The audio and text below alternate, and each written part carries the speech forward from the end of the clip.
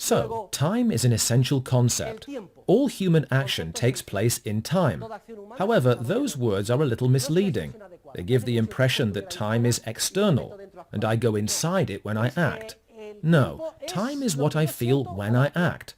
Without action, there is no time. I remember a movie I saw as a child many years ago, and it was called Johnny Got His Gun. It was about a man who goes to war and loses everything. He is blind and deaf. He has lost his limbs. All is dark, and so he cannot act, except in his thoughts. Time stops for him, because he no longer acts.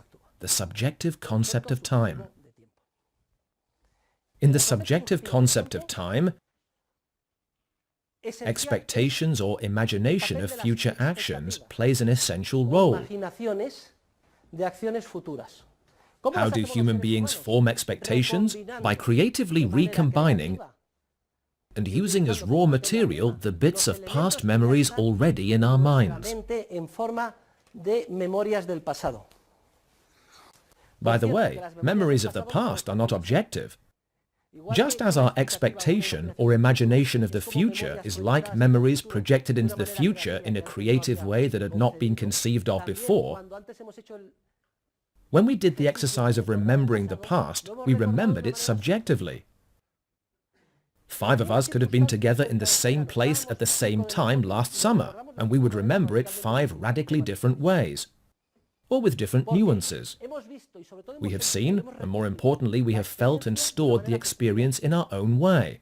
It is as if our own subjective view of the past had fused with our creative way of envisioning the future.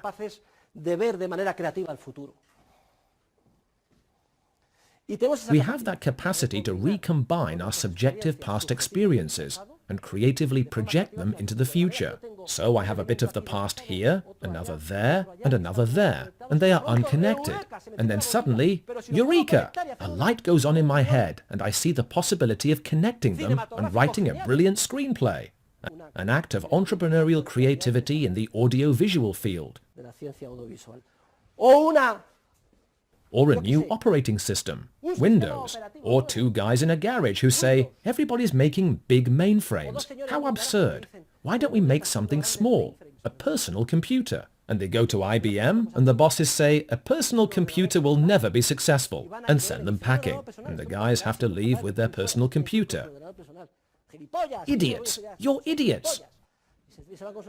And they leave with their tail between their legs. They go to another company where they are shown the door again.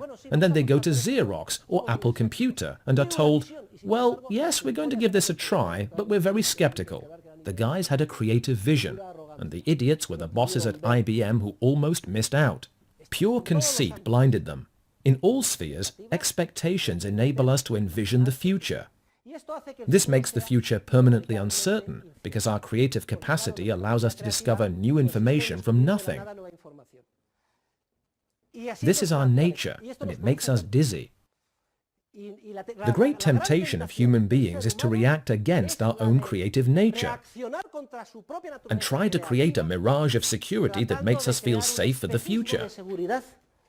And as we have discussed, the resulting temptation facing us is to avoid growing up, to avoid accepting responsibility, to blame others for what happens to us, or because the cursor has not arrived where we wanted without any action from us.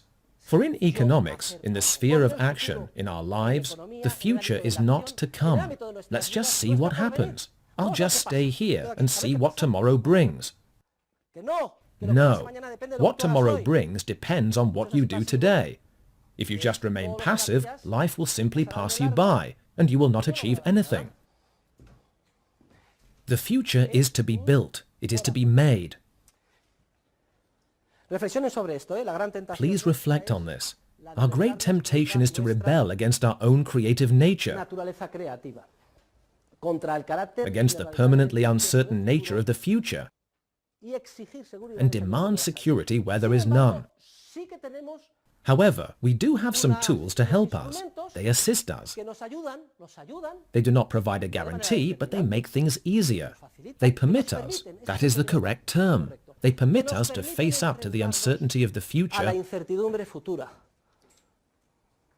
with a chance of success. One tool is our own entrepreneurship. When we get down to work, we tend to achieve the ends we have set for ourselves. We tend to achieve them. There is no guarantee. As we move toward the lighthouse, in the midst of that dark storm, we approach the lighthouse. We definitely come closer to it than we would if it were invisible to us. We tend to achieve the ends we set for ourselves. Our first attempt may fail, and the second, and the third. We will have setbacks, but in the end we will come closer. The other tool that permits us to face the future consists of institutions, pattern behaviors. If I say to you, this Thursday we will either have economics class at 7 or we will not,